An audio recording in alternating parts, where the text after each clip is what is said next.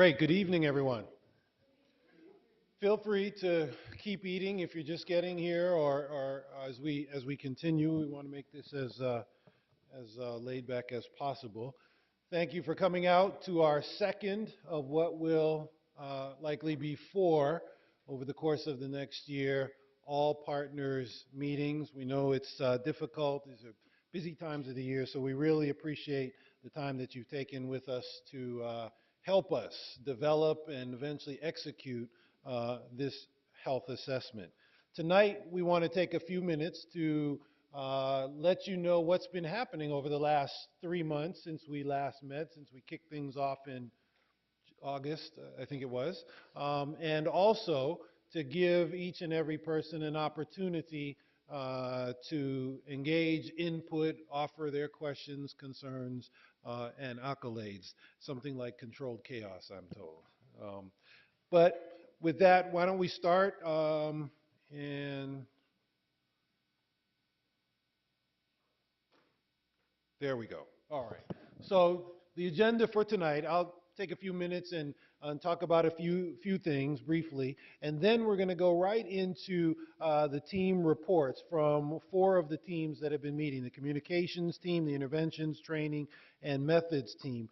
What we're going to do, because we have a lot of information to share with you, we are just going to have them run through what they've been talking about, and the recommendations and decision points that they've come to over the time, but not take questions, only unless there's something you don't understand, some clarification questions, but just running through without questions. And then hopefully we can get through that. Then we'll have a solid hour for discussions. You have in your packets now, you should have several things, but one of which is some cards.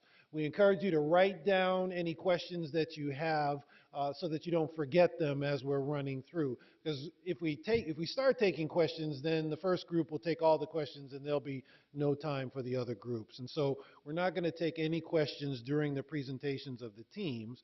But then after that, we'll move into our discussion time. We'll have a whole hour to do it, and I'll tell you a little bit more later about how exactly we're going to do that, and hopefully everybody will have an opportunity. Then we'll have a report out from the teams and close and go forward. So with that, let me start by talking about a couple of things. Come on in, Lee. Come on in. Get some dinner. Have a seat. So there are a couple of teams that are not mentioned here. If you recall, at the kickoff meeting, we felt, or some folk felt, the need to have another committee, a project management and oversight committee, or at least to discuss that aspect of things and see what needs to be done. Well, we did in fact do that. We met several times, and as we met, we found that many of the issues that were being brought up or questions that people had were actually issues that were also being discussed in one or more of the work groups that were already in place. And so we felt that we were just duplicating effort there. But at the same time, several people across several groups were saying, you know, this is great work, we're all doing great things, but we need some sort of mechanism to facilitate talking across groups and understanding across groups. And so what we came to was the idea that rather than having a group that's dealing with the exact same things all over again that the other groups do, we would encourage folk to join the working groups that are already dealing with those issues. And then what we would do is to start a coordinating committee that was made up of individual representatives from each of the working groups. And that way we could ensure that there was some coordination and collaboration going on. So the name of this new committee is the Project Coordinating team, and its charge is to generally to address overall issues with the health assessment to assure coordination of planning team discussions and recommendations, to provide a forum for resolution of any major differences of opinion that may come up, and to assure broad-based input at all levels of the initiative. Again, not to confuse you, the decision-making body for this initiative is you, is everybody. Everybody has the opportunity to input on a decision, but obviously we can't work at this level, and so we have smaller working groups to do the hard work, to make the recommendations, which we bring to you at these meetings, and then see where the consensus is and move forward. So this project coordinating team will help, be another help to coordinate across groups, and we're now in the process of identifying the facilitators of each of the regular working groups who would make up this coordinating team. So if you haven't heard from us, you will be hearing from us in the near future. A few words about funding. We're not going to have another formal presentation about funding and sustainability, but several things have happened. We continue to have meetings and discussions with potential funders, and some have expressed extreme interest in funding different parts of the intervention. So we feel, of the assessment. So we feel very good about that. Also, we just became aware of an announcement that was put out by the Robert Wood Johnson Foundation. I should have had a copy of it put in your packets, but I forgot. I neglected to do that. But it seems written for us. It's a new announcement about sustaining community engagement. I don't know if any of you have seen it. It was just put on the street a few weeks ago, and it provides up to $700,000 over, I believe it's 2 or 3 years, to both engage communities in a real way and provide or to find mechanisms to institutionalize or sustain those collaborative engagements beyond whatever the funding level is for the particular project in question.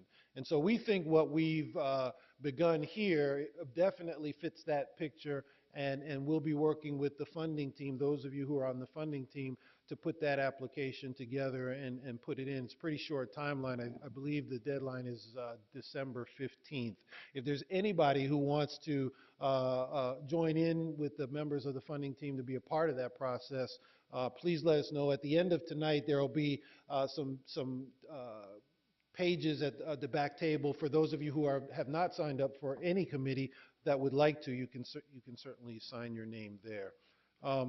So a lot's going on. A few other things are happening. We won't mention them just yet, but by the time we meet again, we'll have even more positive news to share with you about funding and sustainability. I think that's about all of the background information that I have. So what I'd like to do now is invite up our representative for the Communications and Community Relations team, Larry Shugam, to talk with you about what this team and this work group has been discussing over the last few months. Do you want me to do it, or do you want to do it? Do you mind doing that? No, I'll do it. Thank you. Hi, everyone. My name is Larry Shugam. I'm Vice President of the Baltimore Curriculum Project. I'm just going to keep this very brief. I'm part of the Communications and Community Relations team. We've met several times to talk about the communication strategy for the East Baltimore Health Initiative. We were charged with suggesting a communications plan for all phases of the health initiative, targeting East Baltimore residents, Jimmy, and the City of Baltimore, and to lead the implementation of the communications plan. So some of the concrete suggestions or recommendations we have are, one, we came up with a project title and tagline, which is the Collaborative Community Health Initiative, Creating a Healthier East Baltimore Together. We really wanted to emphasize that this is a collaborative initiative. That's why we put that up front, that we're working with community residents, that this isn't top-down, it isn't Hopkins telling people what to do, but everybody's working together, lots of different community partners. Um, we have a beautiful one-page overview that you have in your packets, which spells out the overarching mission and vision of the initiative, gives some information on what the benefits will be for East Baltimore residents and some of the intended strategies. Oh, sure. Oh, we're going to do the website. And then Ariel here actually created this wonderful website for the initiative. Oh, okay. There I am. Yeah. So this is the homepage for the initiative website. It has a lot of the same information you'll see in your one sheet, fact sheet.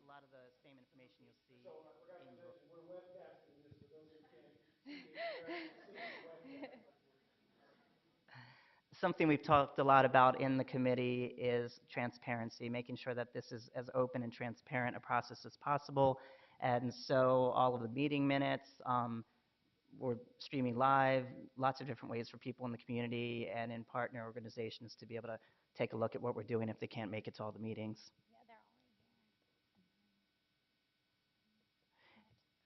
And then there's a page with just some contact information. You can also follow the Urban Health Institute on Twitter.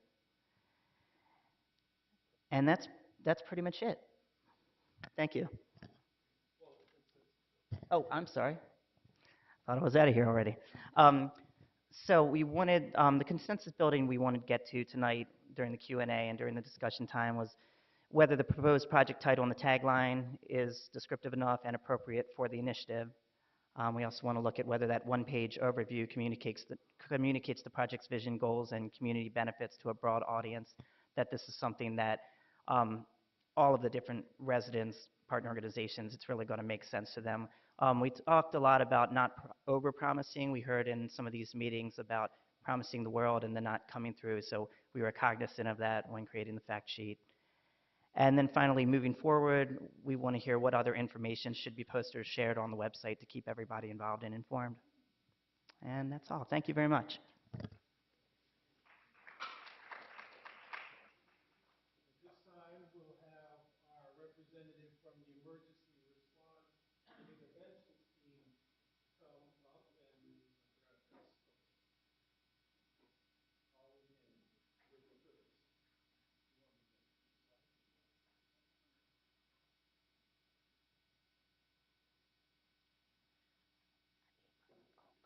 Good evening, everyone. I'm Holly, and this is Phyllis. And we are going to talk a little bit about the charge of the Emergency Response and Interventions team.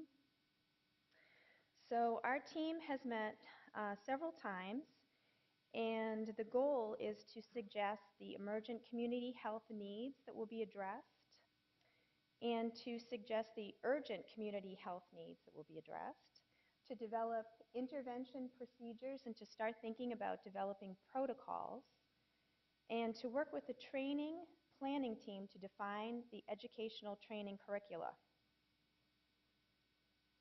And some of the concrete suggestions that we had came up with was health emergencies, urgent health needs, and health educational needs. So we want to have a consensus building to talk about those things this evening. The issues that we identified that will come up that are related to emergencies or emergent would be those that are associated with imminent risk of life-threatening harms such as suicide and homicide, abuse, which could be defined as spouse, child, or elder abuse, really any type of abuse going on in the households, as well as substance abuse that appears to be very problematic and needs to be addressed immediately. Also, we were concerned about women and possibly even men living with young children that are experiencing housing issues. They may be put out of their house or may be homeless in the near future. The second area is urgent health need priorities. What we discuss is that connecting individuals to needed health care services, social services, preventive services, or mentoring services. This is a broad category, so it depends on the imminent of that particular need. So we've decided that some of these services may be collaborative and overlapping, so we may need to include all of them. Additionally, community educational priorities. Uh, it's important that men's health is a priority in our communities, and having educational seminars and consortiums to talk about men's health as we begin to see the baby boomers boom. Aging and health becomes a major concern with older adults taking care of themselves as well as the elderly. Prenatal health, um, although we've been successful, but there's still a need to make sure that prenatal health is on the radar. And most importantly, childhood lead poisoning, which has been prevalent in the East Baltimore community for years. We really need to look at the long-term conditions that affect children with lead poisoning. Some of the consistency building we want to discuss tonight with you all is that are the proposed categories of response and interventions appropriate? Do the suggested priorities reflect the needs of the East Baltimore community? And most importantly, moving forward, should this team also consider developing resource materials regarding available social services that should be left with East Baltimore residents? Okay. And So just to remind you, we heard very loud and clear from community residents as well as from Hopkins residents, this would not work to be yet another health assessment. There has to be some intervention piece to it. So this group has been thinking about broad categories of what the intervention piece might look like. They're suggesting that there's three levels of intervention: emergent needs, urgent needs, and health education as an intervention, and they've suggested some categories. Could I ask, you all, when you and your group talk about community education, what are you thinking about? Have you elaborated that at all?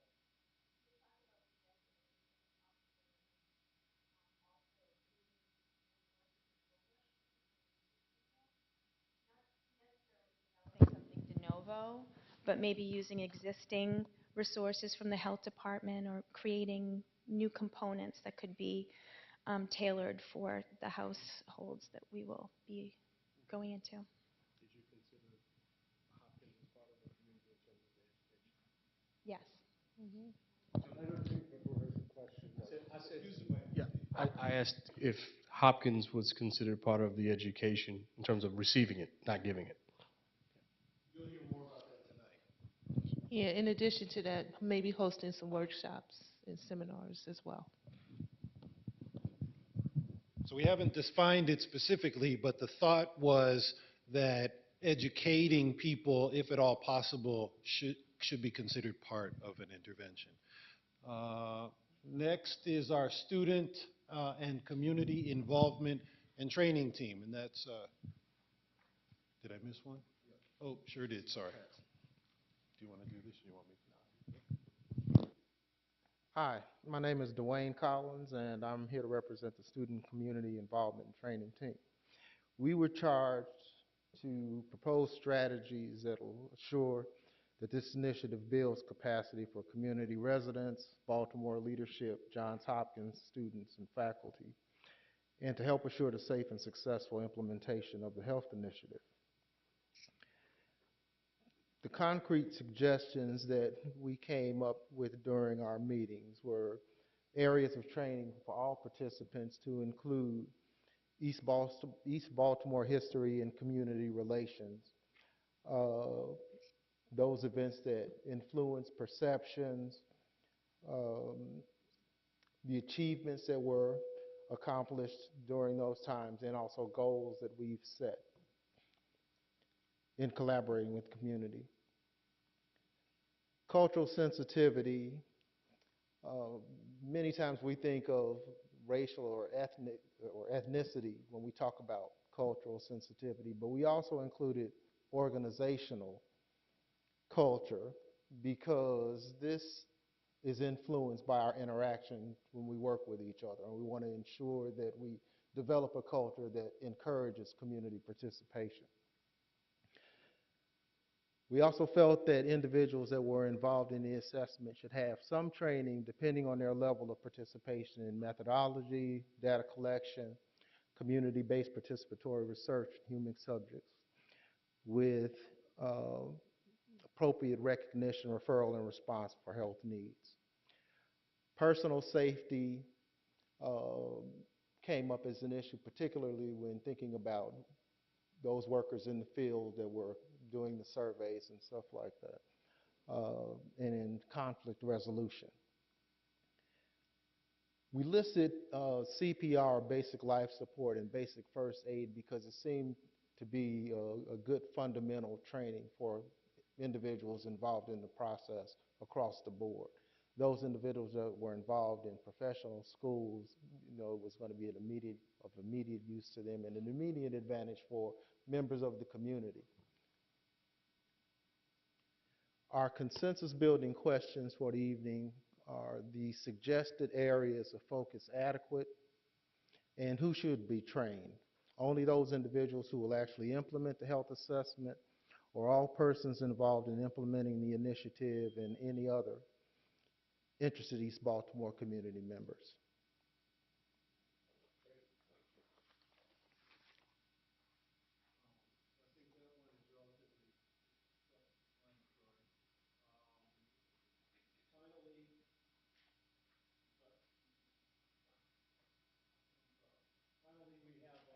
Research Methods Group, and Carlos Castillo will introduce that group. Hi, I am Carlos Castillo Salgado. I am faculty at the Department of Epidemiology here at the School of Public Health. I am member of the Research Methods team, and the team had the charge to propose both the scope and the potential sampling frame for the health assessments, and also to propose what were the best methodological strategies to accomplish this new health assessment. And within these elements, we were asked to discuss from the sampling schemes, the type of data collection, and even if we will be addressing qualitative or quantitative assessments. And obviously, we needed also to comply with all the ethics and the usual procedures for research processes. We were very interested also in understand that actually Baltimore has been subject for so many years of so many assessments that we were in our consensus identifying that what will happen in our recommendations if the focus will be understanding the disease burden and the unmet needs of the East Baltimore. In that regard, if our interest will be more in avoiding biases and recognizing all the elements of prevalence studies, or if we will be more addressing the barriers and the determinants of health and healthcare. In that sense, we will be more interested in recognizing what are the main barriers and what are the factors that are affecting the success and the effectiveness of many of the interventions. There are multiple interventions that are available but are not very effective in East Baltimore. And the idea is to recognize if that was the focus. We wanted also to indicate that there has been so many data and information available that perhaps our assessment should be putting together all the pieces that are already there. And this is quite important because East Baltimore and even in the initial screening, there had been like 8 dissertations related to East Baltimore, even in the school, in the last 5 years. We have also the Haynes in Baltimore that will produce a lot of data. They just complete the community health survey for Baltimore. We have the profiles of the neighborhoods already. Then we need to really recognize what will be the advantage to have this need assessment. And definitely is required, but the process in which we will get the assessment is through survey, through focus groups, or putting together all the information that is available. Thank you. Great. Thank you, Carlos. So this group in particular, we know that there are people here whose primary interests are on both sides of the coin.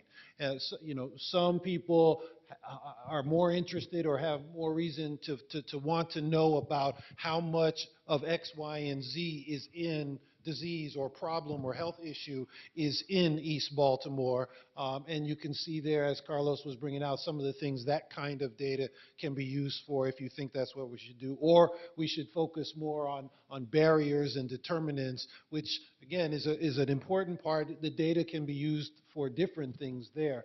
I don't want us to get into battles of right and wrong. This is not about right and wrong. This is about deciding what we believe as a group is the best direction for this survey to go in based on the needs that we collectively have. And so we want everybody who wishes to input on this as we go forward.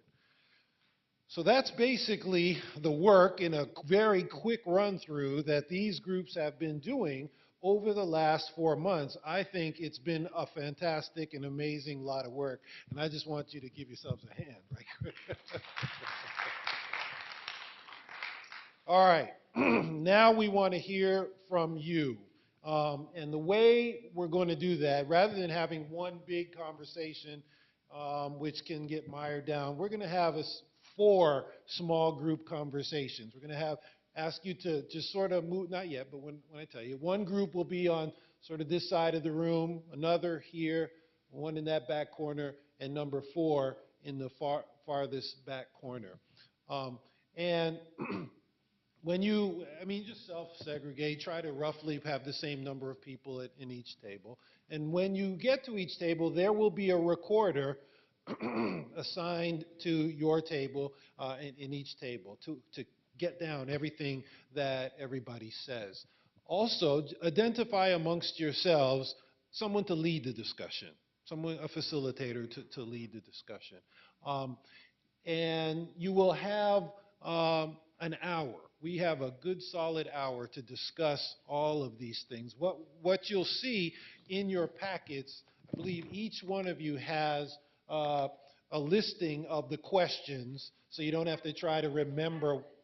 Oh, I'm sorry. We'll pass them out once you get to the tables. It'll give you a list of the questions and which questions we would like your table to focus on.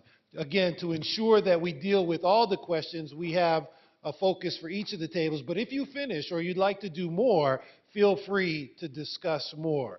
So engage in good discussion. Those cards that we talked about early on, please feel free. If you weren't able to express your thoughts or your concerns within the context of the discussion, write it down on those cards. We'll be collecting those cards at the end, along with what the recorders get down at the end, along with anything that we discuss out in open. So hopefully, by at least one of those mechanisms, anybody and everybody who's here tonight can engage. And in fact, for those who are watching the web stream, we are also making it available for them to communicate. The email address that you can use is urbanhealth@jhsph.edu. I think it's up there, or we'll get it up there.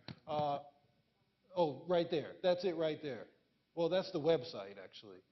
So it's similar to that. It's Urban Health, I'll say it again, at jhsph.edu. We have somebody monitoring the site now. If you have questions or concerns, just like people here, send them to us. We'll engage in a dialogue with you and add that to the list so that anybody and really are trying to give you multiple ways that anybody and everybody can participate tonight. And then at the end, we'll have a brief report out from the recorders of what was discussed tonight. We'll take that along with the cards that we have and aggregate all the comments, see where the consensus is, and get the information back to you and move forward. Does that make sense? Anybody confused or unsure of what we are about to do now? That's what we're about to do now.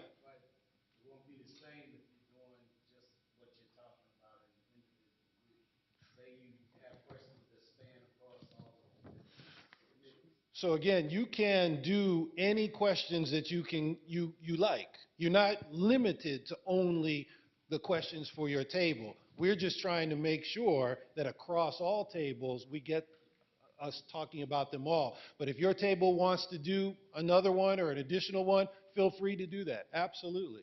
Absolutely. After the small groups discuss, you will be presenting the Yep. conversation that happened across the tables on each of the questions, and then there'll be time for open discussion. Okay? So once again, table number 1 will be, and we may have to move some tables here since we have a lot of people in this area. Table number 2 over here, table number 3 in the back, and table number 4 to the back left. Please feel free to move to a table. Now, it really doesn't matter which table you're at. The questions are all the same for everybody. So are you doing the tables by groups? No, it's just that's the group name we give it, but it's not by the groups that you're.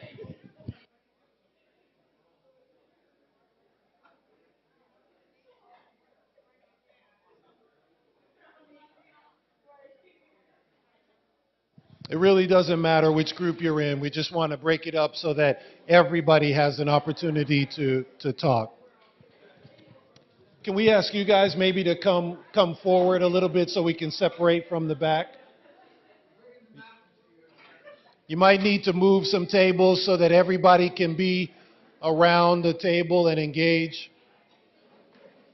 Yeah. Can you guys either come forward or push back so we can put another one in here? Can't make up your mind. I just didn't think it'd be both.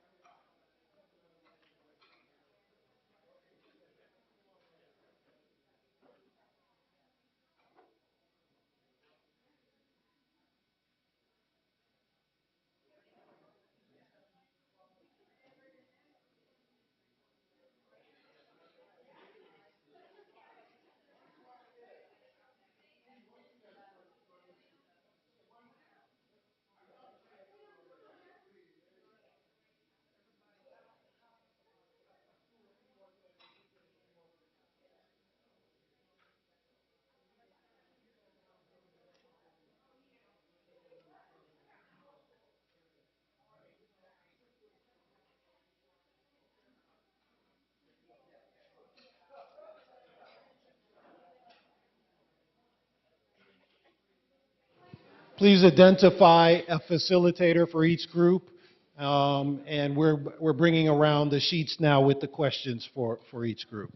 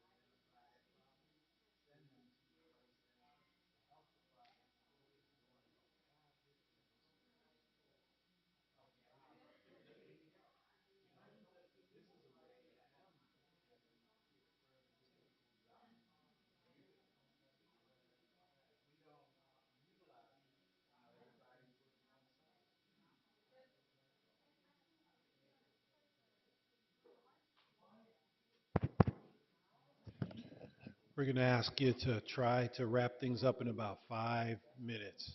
About 5 minutes.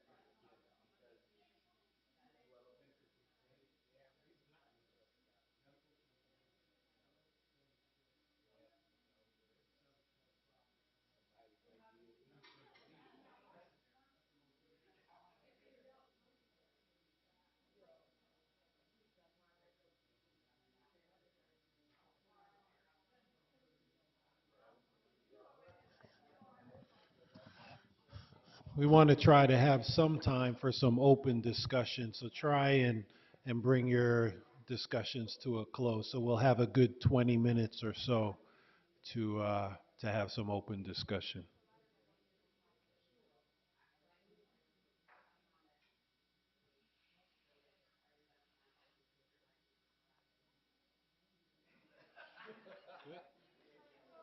Well, I was just saying, we want to leave some time so we can have some broader discussion. We'll first have the report outs from each of the groups, and then should have a few minutes for some open discussion to do things.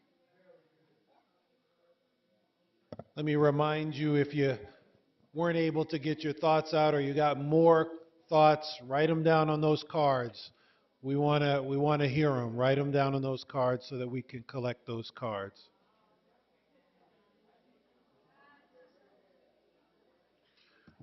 Feel free to get some water or go to the bathroom real quick if you want, and then we'll get started in about 1 or 2 minutes. You can go. You can go. Oh, all right.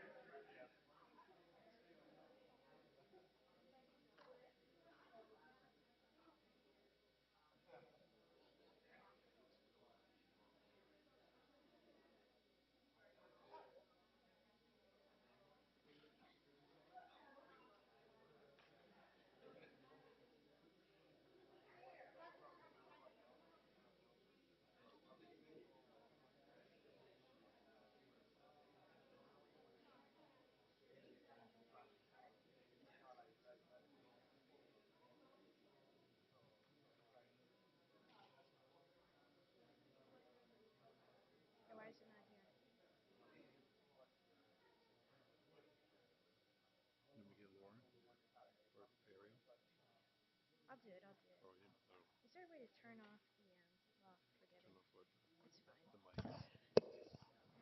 well, forget it. It's fine. I don't know, it's not there.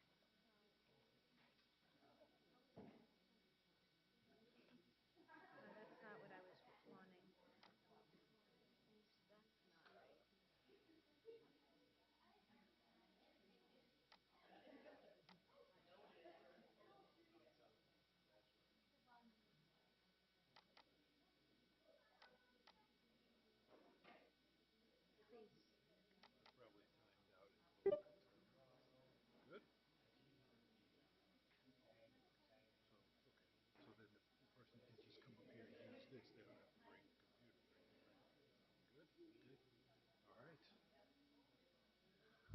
All right, we're going to try and go ahead and get started and um, have a report out from each of the groups and then have as much of a discussion as you're willing to stay for. We're willing to stay as long as you're willing to stay.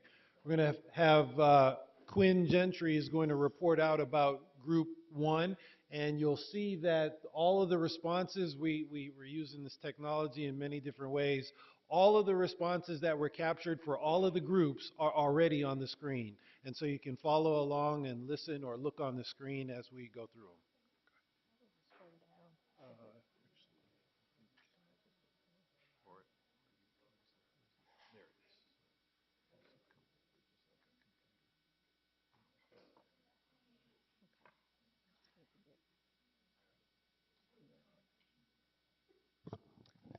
Okay, so there were a few key takeaways from the group that we were with. We were in the community and community relations team that was to respond to the one-pager and the website and the tagline.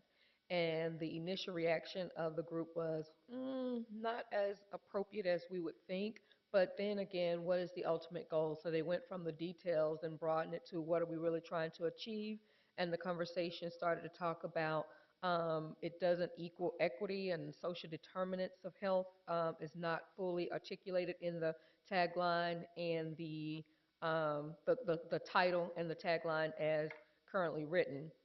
And they were very adamant that equity should be centered in this conversation, as well as um, they also, in critiquing it, came up with an alternative, and that is creating a healthier and more equitable East Baltimore. So it gets the equity that I think is further down the one pager, where it says, so that we may, and then it sort of gives a little bit of blurb about equity. Well, this sort of pulls it up to the front according to their recommendations. And then they got into a conversation about, is it really, are we trying to do this initiative, or is it really focused on an assessment? So is it about the big, vague picture of, initiative is vague, but assessment is very concrete. People can rally around this thing called an assessment because it gets to some kind of end. And then perhaps initiatives can flow from what is presented as part of the assessment. And the last thing they talked about, and they segued beautifully from community and relations and the tagline and the communications piece right into methods. So I know that person will see that we have a lot to say. Whomever the table was that had methods, we probably matched you word for word on methods. So, and the point was that in order to really think about how to reconfigure the title and the tagline, well, then you really needed to work on what are we trying to get at in terms of the research methods first. And then that's when they went into that conversation.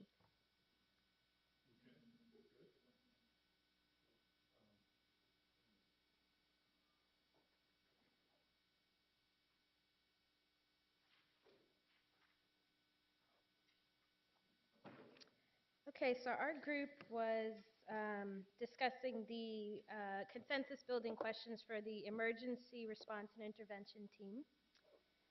And we had a lot of conversation, and basically one of the, I'm not really going to read through all the notes because there are a lot, but some of the overarching issues that were raised is that it's important to look at how other projects have addressed needs that may arise in this in this particular assessment.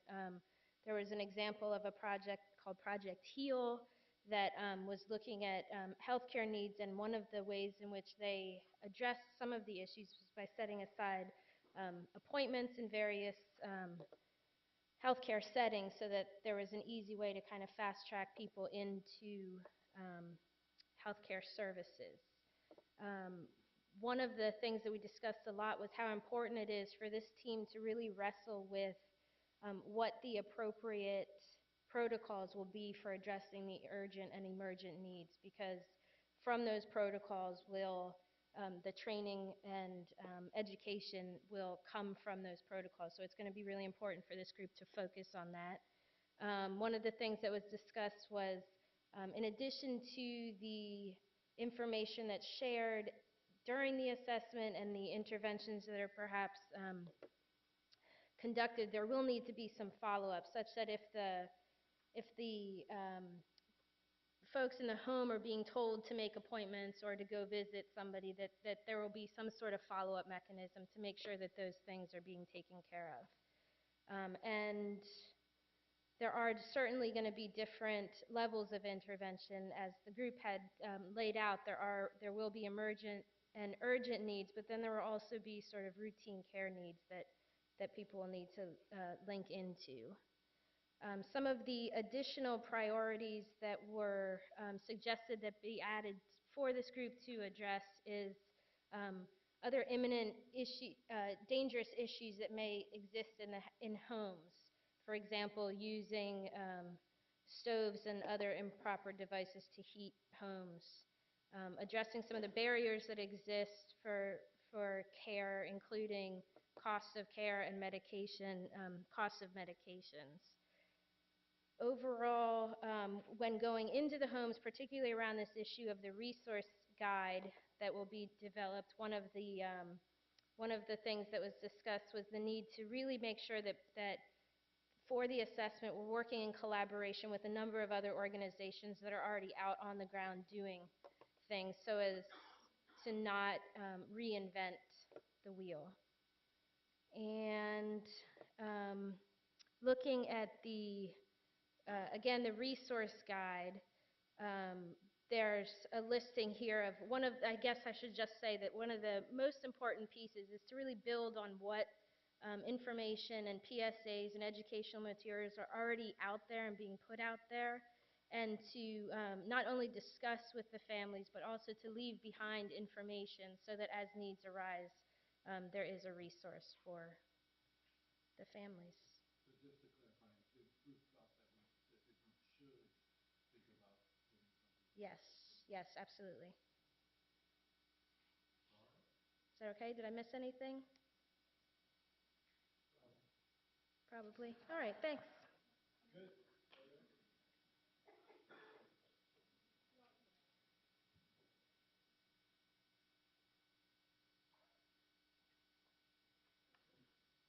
Hello, hi, I'm Ariel Sloan, and I'm reporting out for the Student Community Involvement and Training team.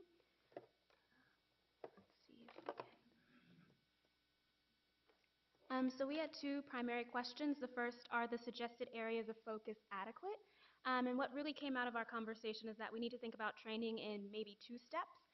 First, think about who is actually going to be out there implementing the survey or the health assessment, and what do they need to actually be able to do that effectively. So thinking about cultural competency and interview skills, and making sure that they're prepared to analyze and assess, well, not assess, but analyze situations and respond appropriately. We want to move away from using the word assess, because we don't want to think about it in clinical terms that we're going to have, I guess, students out there diagnosing situations, but we want them to be able to analyze and refer. And then the second step will be thinking about what trainings will come up for the community and maybe students that will follow the health assessment. So things that could come up with, for an example, if high school students want to become involved, that this may be a place where they can learn about their community and become more engaged in the health issues of their neighborhood. So really thinking about training in two steps. And that kind of ties into our second question of who should be trained. Those who will work to implement the health assessment, or anyone interested. And so our answer kind of ended up being both, but we want to think about these at two different times. Following this conversation, we really got into a conversation of research methods, maybe not directly addressing question 9, but really thinking about how can we draw on what other people have done so that we can make this better, and the idea of looking at other studies that have gone into communities and kind of worrying a little bit about how effective are we going to be knocking door to door, and look at certain researchers, maybe Deborah Verholden and other people who have done work like this in the community, and try to draw training from their models. And then finally, we did address a little bit about the communications team questions. We thought about that it might be important to think about the word collaboration, and that it means different things to different people, and that we need to maybe clarify that. And that, I guess, ties directly into training. And then the second thing for communications is how is this being funded? Because it's not clear from the one-pager, and that maybe we need to address that issue up front in the one-pager. And that's all. Thank you. Just to clarify, so on the training issue, this group is suggesting that not only people involved in discussions, but others who might be interested in discussion. Is that right? In the future, not as a part of this? Or second day? Okay,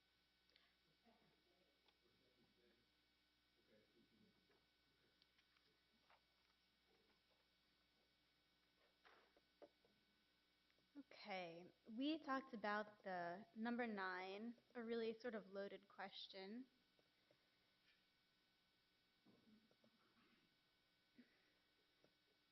And our conversation went in a couple different directions. Sometimes we answered the question with a question, but just giving some food for thought. So we talked about what information would we need to really improve health, and what else can we do besides opening the door for healthcare at Hopkins. One concern was, what is Hopkins' real ability to address social determinants of health, and what is Hopkins prepared to do as a result or at the end of the assessment? It's important to define the purpose of the health assessment, because what happens if the community needs that come out of the assessment are things that Hopkins may not be able to address. We talked about focusing the assessment or choosing a question that we actually do not know the answer to, because there are things that we already do know the answer to. For instance, we already know that there is a lack of access to care in East Baltimore, but what are some things that we really don't have an answer to? We'll need community focus groups to help determine this. If our goal was to raise the level of health, what kind of things do we need to do? And we need to determine why and where has Hopkins failed to reach the community. And we should find out what keeps people away from seeking care at Hopkins, and where are they going, if anywhere. We need to make sure we define what health is, because that's a very broad term. We need to use the assessment to redefine how we view the health of a community. We should also be able to measure how or to what level Hopkins community programs actually make a difference, and determine whether or not they're effective, as well as addressing barriers to employment. We need to ultimately define what community health is, what do people need to be healthy, and what programs already exist to improve health. And the bottom line was that we wanted to answer a question that we can actually do something about, and where there is interest and there's leadership behind that. Did I miss anything? Group 4? So just to again clarify, so you guys asked a lot of questions. Are those questions that you're suggesting the survey would, the assessment would answer, or are you saying we should answer those before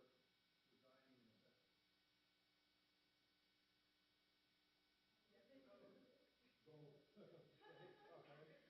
All right. Well, thank you all. Let's have a round of applause for our recorders and facilitators. Great. All right, so we've got a few minutes left, and what we'd like to do is to have some open discussion. Maybe there are some issues that came, I mean, you've sort of quickly seen what everybody's talked about. Um, are there any issues that anybody wants to bring up that maybe they felt it'd be good to discuss as a whole group, now that you have had some time to think about these things, or something that wasn't brought up that we just think ought to be brought up? Anybody? Oh, right. I'm sorry, I keep forgetting. Any thoughts, Bob? Any thoughts at all from your group or your perspective? Pat, I see your hand moving. I'm not sure if you were trying to raise your hand. Why don't you give Pat the mic so she can use it?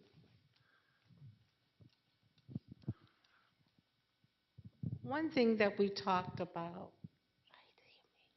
is, I thought was very important. We talked about the quality of life, how it drives the choices of life, and we're talking about why people, who know they have some health issues, but why they can't move towards doing something about those health issues. So we looked back at that, at the whole person and what's going on with that person and why that person can't move forward. So we had a really good conversation around that, and that should be something that when we're going through this whole process, is that we remember that. Getting at quality of life and those kinds of issues. Yeah, good. Anybody else? Peter, any ideas? Any thoughts? I know, sort of putting you on the spot. It's your first meeting, but. Oh, I'm sorry. I was going to go, yeah. Yeah, Michael. I was, as always, I'm a broken record on equity and social determinants, and I think I was pleased with how we, kind of vetted that a little bit and talked about it, some of the challenges. And, I'm hopeful that, in addition to UHI, that this is a conversation that goes all the way up to Michael Armstrong, Chair of the Board, and President Daniels. And so, but I think we took a big step in terms of recognizing, how we can focus on assets versus liabilities, acknowledging those liabilities, but not focusing only on them. And so I think that's a healthy step that's also consistent with, I think, both the growing robust literature as well as funding streams, both from WHO to NACCHO to et cetera, and all the major foundations. So hopefully this will make us all more successful, including resources to the community, which I think is part of the equity conversation that we had. Great. Anybody? Peter? Peter? Oh, great. I think I'm piggybacking on many of the comments were made before, but in terms of the methodology, what appears to me to be of more interest is the second group on the right, the barriers and how to overcome, and what this woman said here about the kind of the behavioral barriers. I mean, getting to that level to understand more. That in a way, if we could get a handle on that, that's a question I don't think we know the answer to, really. And then maybe that's a question that is unanswered, and then to see what we could do. But I mean, that's what would intrigue me in terms of understanding and acting.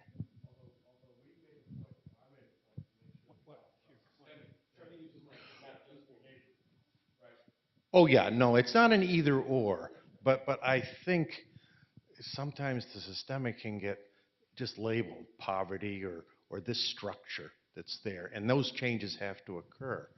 But I think we have a greater amount of maybe I'm just projecting my own, but of ignorance on those behavioral of that move.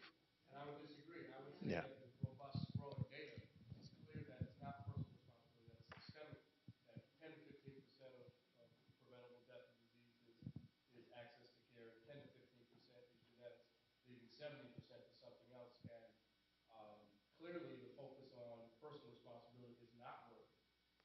robust data from NIH and CDC suggesting that we need to focus on systemic risk, which is why it's now in the World Health Organization, who has now in the UN. It's now, if you're going to get accredited as a health department, you're going to have to develop the social determinants. And I think what we were saying specifically is behavior's not it. It's, well, as I was saying, systemic stuff is what is not being looked at, so that people aren't being blamed. Victims aren't being blamed. They're saying, you know, there are systems that shape the choices that you make, right? That's what's never been looked at how. And that's what we were talking about. We were talking about equity and social determinants. So I want to draw a very clear distinction. I think you have. Yeah, and I will say that it's not an either-or issue. Yeah, yeah, yeah. I mean, no one is going to blame the victim or say that it's individual responsibility, but there is a vast amount of what we don't know about that, and I think that's maybe I'm speaking as a clinical psychologist, so I'm betraying my background. That there is a lot to be learned there. And when I hear our case manager nurses, who are dealing on the clinical level, they come up against, what do we do? And I think for me, that's the opportunity of Hopkins, the asset, right? So if we know that allostatic load, right, if we know allostatic load triggers your susceptibility to both genetics and your personal behaviors, right? And we start to measure that and get beyond the medical model in terms of our focus, but use some of the medical tools to begin to understand social determinants. Now that's cutting edge information, and I don't think we're talking about that yet. But that's my 2 cents.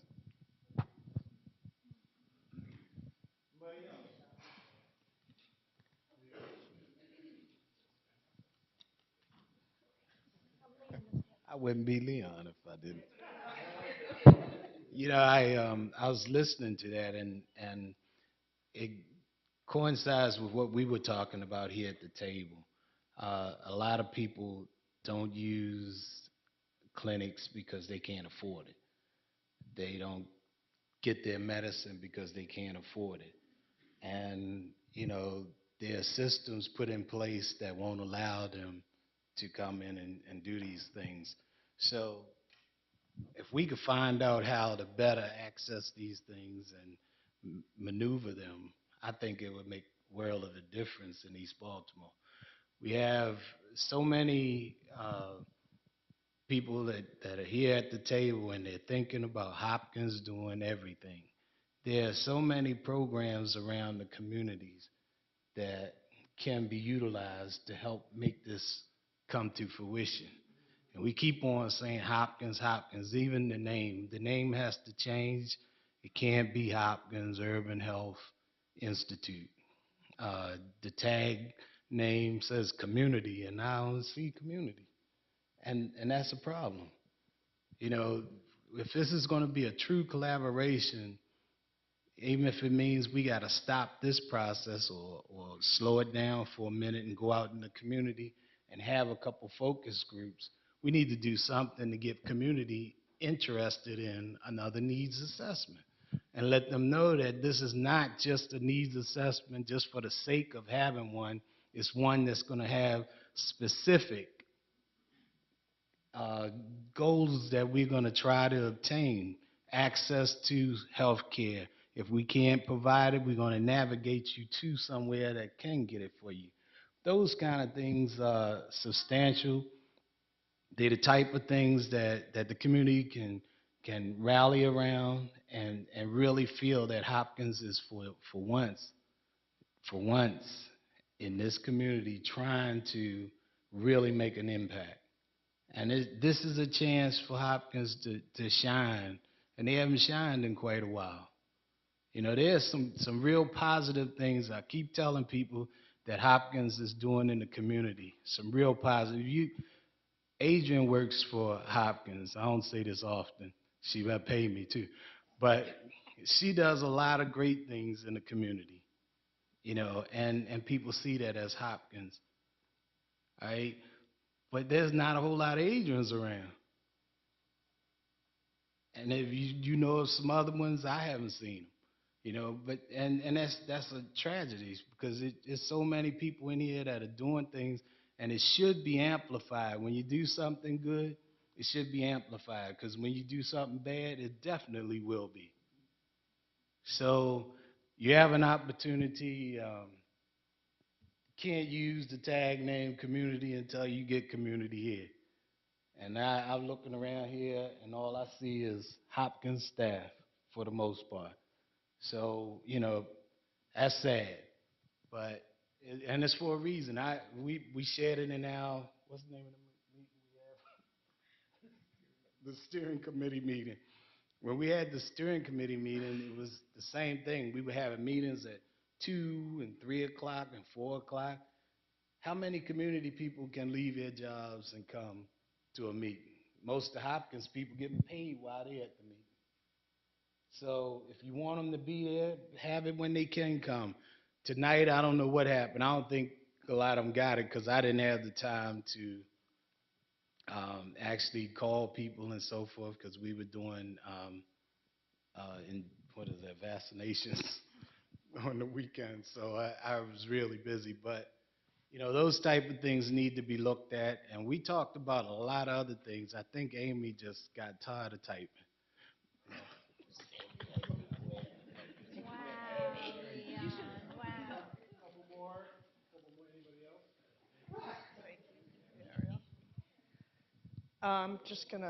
I'm Ann Langley. I'm just gonna, my back is,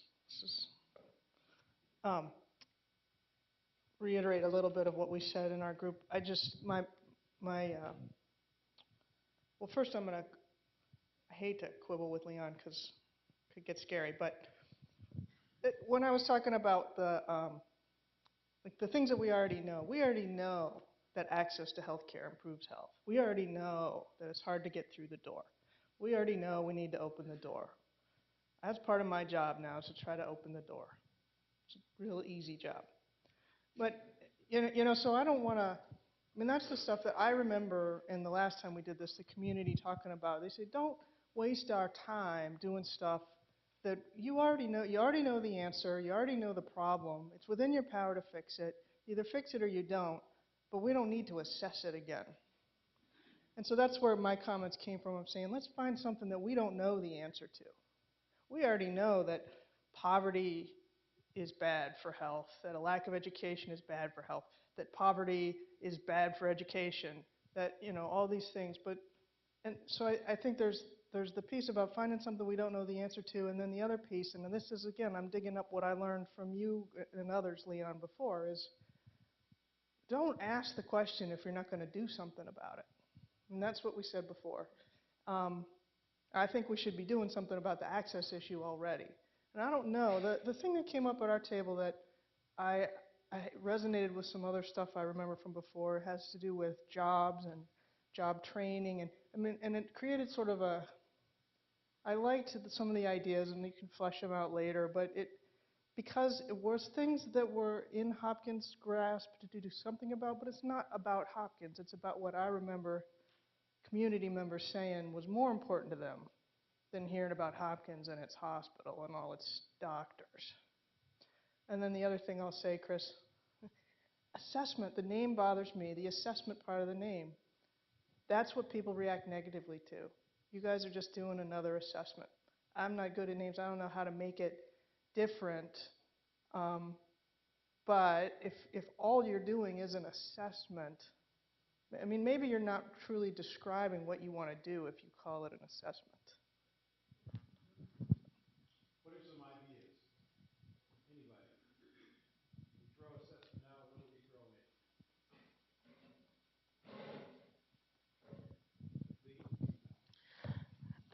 I think the word assessment is very broad and confusing for a lot of us here. I think what we need to say is solution. The reason I say that, we have the tools to conduct assessment, we can get the data, but we're not analyzing the data to get the right solutions. So I think in the final analysis, we need solution, and not just to walk away from here with an assessment tool, But once we get that assessment tool and conduct that assessment, where do we go? Do we have any solutions, any answers? So I think that's what needs to be heard in this collaboration solution as a result of the assessment. Because that might be a good charge for everybody to think about what could be used in the place of assessment and actually email them back in. Can you please use the microphone? No. Well, we got people on, listening in who can't hear if we don't use the mic. I think Lee Bone in the back wanted to say a few things too. Use a mic for us, please, Lee. Thank you. I agree with this whole discussion. It's part of the initial, let's establish the Urban Health Institute so many years ago. And the community spoke, and they said what they wanted Hopkins to do. And I have to say, not a lot of it has changed. And that's too bad. And people still keep struggling to make these changes. I guess I like your idea of the solution, or even a community initiative, or community-driven. Well, we had initiative already, and some people, even tonight, said it shouldn't be initiative, so. Community-driven solutions. I mean, and that's just one way to amplify what's been said. But I think people should be really praised for trying to still make a difference and try to find ways to engage the community. I think that is really a very tough thing to do, and particularly to sustain that engagement. And if there are no incentives for people, if they really don't see change, I think it's going to continue to be difficult to bring people to the table. And eventually they'll say, well, I can just do it for, a couple of times, but then I'm not going to keep trying. And so I applaud people who are keeping trying at this. I think Adrian wanted to say a few things up here. Just use the mic for us. Thank you. I just wanted you to run back up here. No, I think that I always say that I'm the social work process person, and I always say that communities value process. But in this case, it's just the opposite. I think that we keep talking about process. The assessment is part of the process. The community would value the vision. I'm sorry, what did you just say? The community would value the vision, Not not the process. This time it's absolutely flipped. And so what we keep trying to name is the process, as opposed to naming the vision. Healthy East Baltimore, Healthy East Baltimore solution. It's the vision. So we had that at first, and but some people it's felt the we should vision go that there. people will come to the table for, not the process. And so, they've seen the process before. And so what has to happen is some sort of open dialogue that explains that the assessment is part of the process, but it's not the vision. Right. And so we need to articulate the vision, and so we can go home and do all our spins and come up with a really catchy thing. But I think it needs to be renamed, and I think we need to start to talk about the assessment as part of the vision, because the tail is wagging the dog.